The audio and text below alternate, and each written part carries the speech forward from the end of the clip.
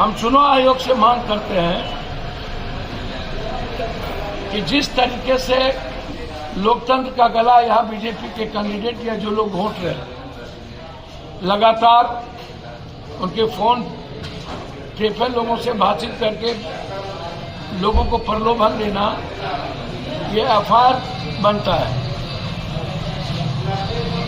और हम लोग लगे हुए हैं, यदि कोई भी पदक कैंडिडेट जो यहाँ पर बैठे हैं और हमारे जनप्रतिनिधि के सम्मान और स्वाभिमान के साथ खेल करेगा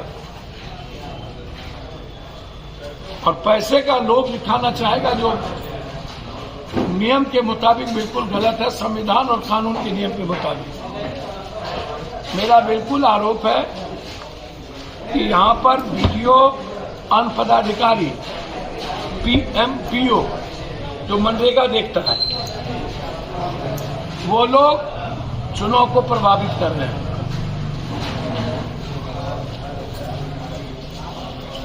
प्राणपुर का पीओ कंप्लीट रूप से बदमाशी कर रहा है। लगातार वो सत्ता पक्ष को वोट देने के लिए और अन्य जगहों के भी इस तरह की बातचीत कर रही है। तो मैं आग्रह करूंगा कि यहाँ के डीएम और चुनाव आयोग से इस तरह के मामले को आप देखिए। चुनाव कैंडिडेट नहीं लड़ रहा है, चुनाव डायरेक्ट सत्ता पक्ष लड़ रही है। तो ये चलने वाला नहीं है कि यदि आप लोकतंत्र का चीरहरण करेंगे तो महाभारत कटियार की धरती से शुरू होगी। पूरा का पूरा जनप्रतिनिधि कई सालों से नफरत फैलाने वाले और 100-200 हजार रुपया पर औकात दिखाने वाले जनप्रतिनिधि को इस बार पता चल गया है कि उसकी कितनी औकात है, चुनाव क्या होता है। अब वो कंप्लीट प्रभावित कर रहा है ब्लॉक स्तर पर, निचले स्तर पर। मुखिया जी को धमकाना, समिति को, वार्ड सदस्य को कहना। इसलिए हम लोग सभी लोग यहाँ जितने लोग मौजूद हैं, पूरी निगाहें इन लोगों पर है और छोड़ेंगे नहीं, बख्शेंगे। जरा भी चूक हुई, हम भी बिहार के ही हैं, वो भी बिहार का ही है। आप निष्पक्ष चुनाव होने दें। और प्राणपुर के पीओ को आपके माध्यम से अन्नों को मैं कह रहा हूं,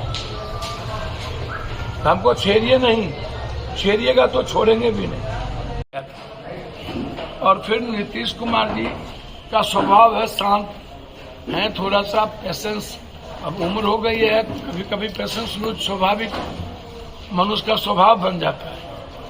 वैसे वो पेशेंस लूज करने वाले लोग हैं नहीं, अस्थिर और गंभीर लोग हैं। लेकिन अब बीजेपी उसको भी वायरल करती है। वो यदि शिष्टाचार में झुक भी गया तो कहती है कि झुक गया, झुक गया, झुक गया, झुक गया, झुक गया। तो बिहार का संस्कार है झुक करके, पैर छू करके। वो संस्कार नए यंग जनरेशन में खत्म हो गई है। तो बीजेपी सहमत का खेल खेल रही है। कल ही जो घटना घटी या चिट्ठी जो बीजेपी ने लिखा मुकेश सहनी को निकाल देने के लिए, तो खंजर में, आप पीठ में, अब मुकेश जी को ये सोचना पड़ेगा कि अब मुकेश जी आप अभी आपको ये निकलवाया है, अब आपको इंक्वायरी करवाएगा। ये बोलना शुरू कर दिया कि जितना मंत्रिमंडल में उसकी फाइल खोलेंगे, ईडी से जांच कराएंगे। तो बीजेपी का तो काम है सीबीआई से लेकर के जिसकी लाठी उसकी भैंस, चित भी मेरी, पट भी मेरी।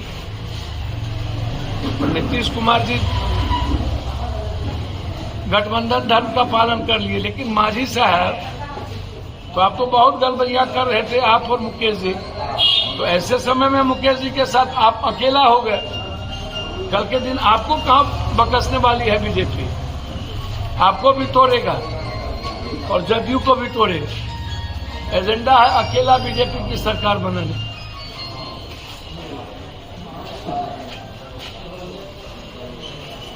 कल जो घटना घटी, छोटी घटना, मुझे नहीं लगता कि वो लड़का भी चिप्ट है या कोई चीज है, इसमें कहीं कोई दो मत नहीं है। घटना, इस तरह की चीजें को बढ़ावा नहीं दिया जा सकता। कोई व्यक्ति हो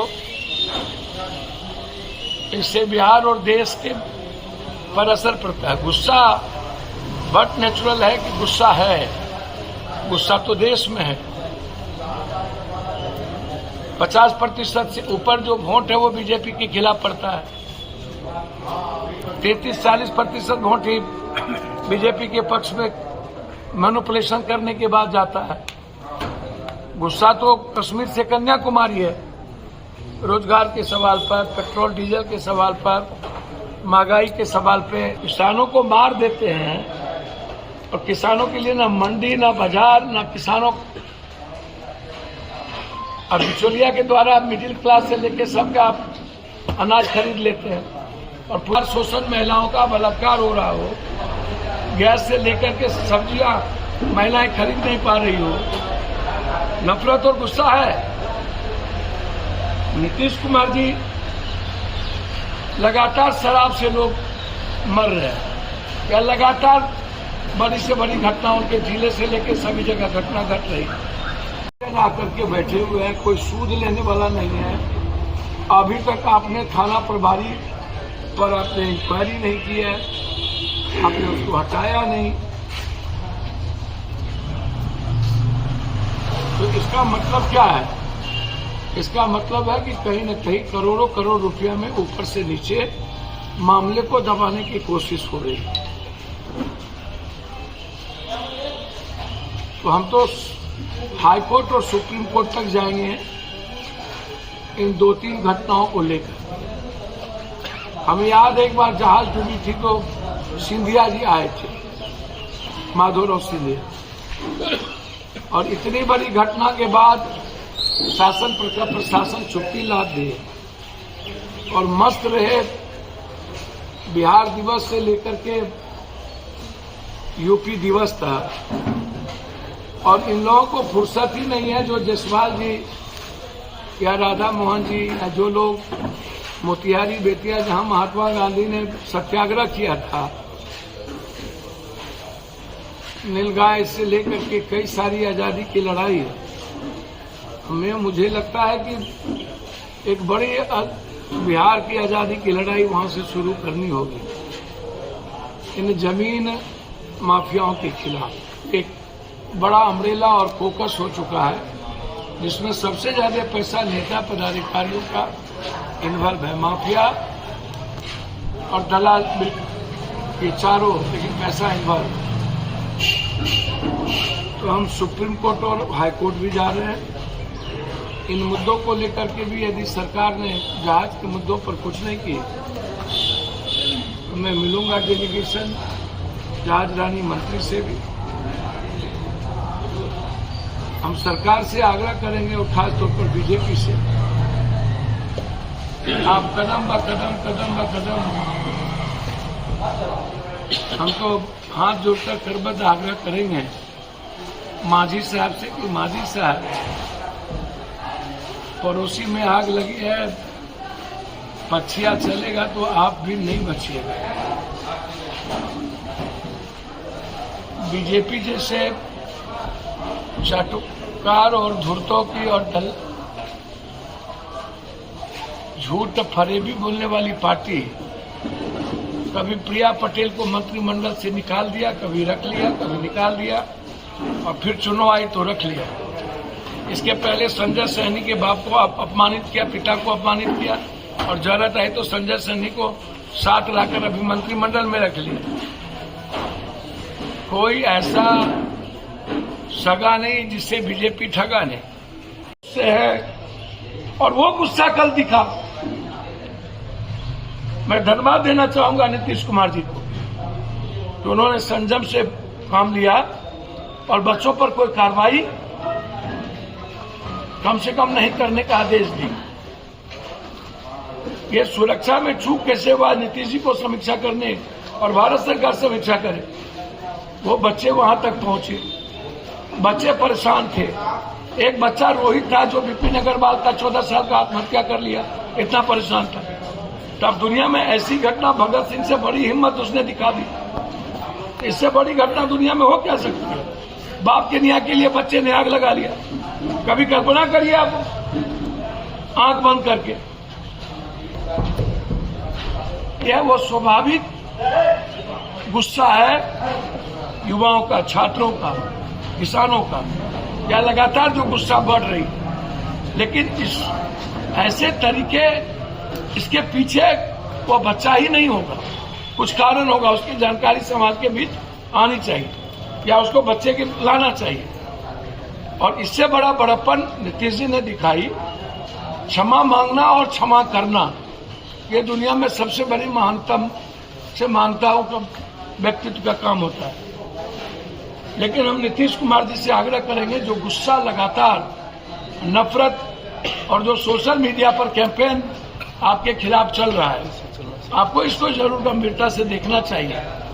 आप एक तरफ विकास की बात करते हैं, बगैर मनुष्य के या बगैर इकोनॉमी के या बगैर किसान के, बगैर किसान के तरक्की के, बगैर बाजार और मंडी के, बगैर न्यूनतम मूल्य के, बगैर महंगाई को रोके 110 रुपया से क्रॉस कर दिया पेट्रोल डीजल,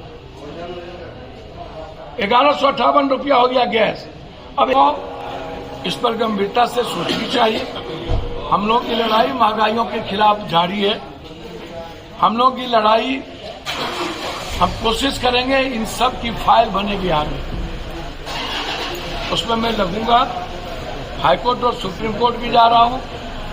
मैं उम्मीद करता हूं अभी जितने साथी यहाँ पर मौजूद हैं, हमारे पार्टी के जितने सीनियर पदाधिकारी, मुखिया जी, जिला पार्षद, सभी लोग अब जो प्रखर है, ये मेरी बातचीत भी हो गई है। उन्होंने कहा कि मैं गंभीरता से इस चीज़ों को देखता हूँ और देख रहा हूँ। मेरे नॉलेज में ट्रांसपोर्ट मिनिस्टर से भी, क्योंकि वो मालवाहक की जो लाइसेंस है ट्रांसपोर्ट का, वो उनके द्वारा भी, हरदीप कौर के द्वारा भी, जो माइंस का उसमें मामला है, और यह केस 302 का और कई अनलीगल और सरकार के राजस्व के घाटा जो लगातार हो रही है, उस पर सालों से, और फिर इस बार जो टेंडर हो, उसको मैं थोड़ा विस्तारित, अभी तत्काल मैंने CBI इंक्वायरी की मांग लिखी है। ये आप लोगों को अभी मिल जाएगा, जो सभी प्रेस के साथ। दूसरी चीज,